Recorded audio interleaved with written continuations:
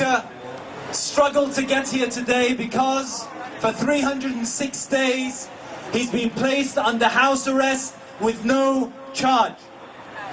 Someone we all know, someone we respect, someone we admire for what he has done for the truth and for news around the world. Please welcome Julian Assange.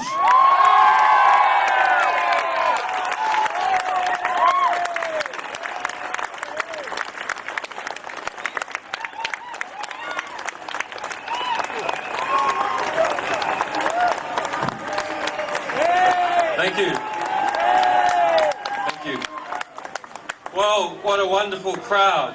It's not a crowd that I often get to see, but it's very heartening to see that so many people care about the values that I hold dear. And that is something I want to talk about. What can we do with our values? What can we do at all in relation to this war? Because the reality is, Margaret Thatcher had it right. There is no society anymore.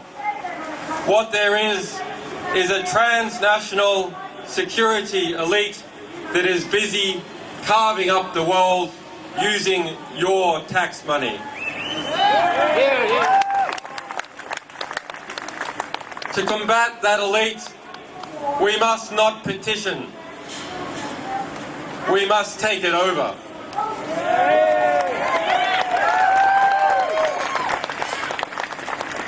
We must form our own networks of strength and mutual value, which can challenge those strengths and self-interested values of the warmongers in this country and in others that have formed hand in hand an alliance to take money from the United States, from every NATO country, from Australia, and launder it through Afghanistan, launder it through Iraq, launder it through Somalia, launder it through Yemen, launder it through Pakistan, and wash that money in people's blood.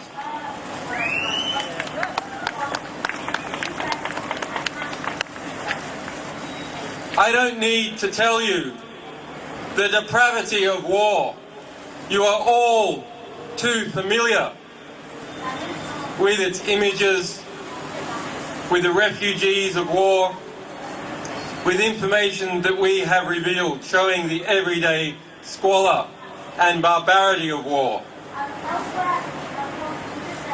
Information such as the individual deaths of over 130,000 people in Iraq, individual deaths that were kept secret by the US military, who denied that they ever counted the deaths of civilians.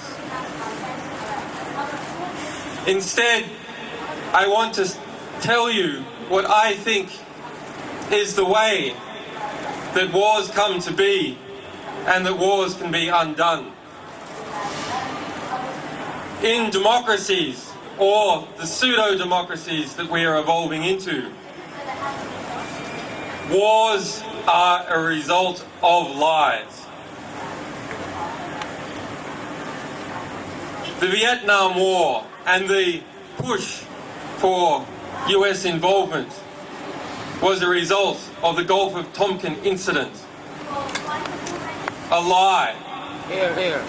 The Iraq War famously is a result of lies. Wars in Somalia are a result of lies. The Second World War and the German invasion of Poland was a result of carefully constructed lies. That is war by media. Let us ask ourselves, of the complicit media, which is the majority of the mainstream press, what is the average death count attributed to each journalist?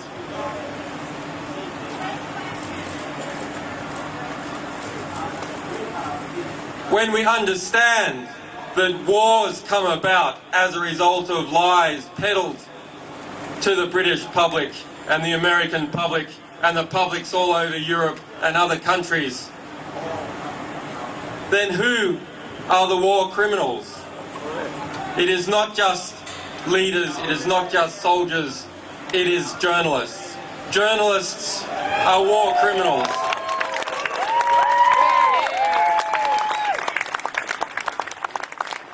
And why one might think that that should lead us to a state of despair, that the reality that is constructed around us is constructed by liars, is constructed by people who are close to those that they are meant to be policing. It should lead us also to an optimistic understanding, because if wars can be started by lies, truth can be started, peace can be started by truth.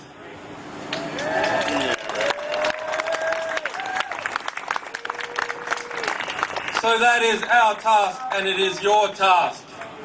Go and get the truth. Get into the ballpark and get the ball, and give it to us, and we'll spread it all over the world.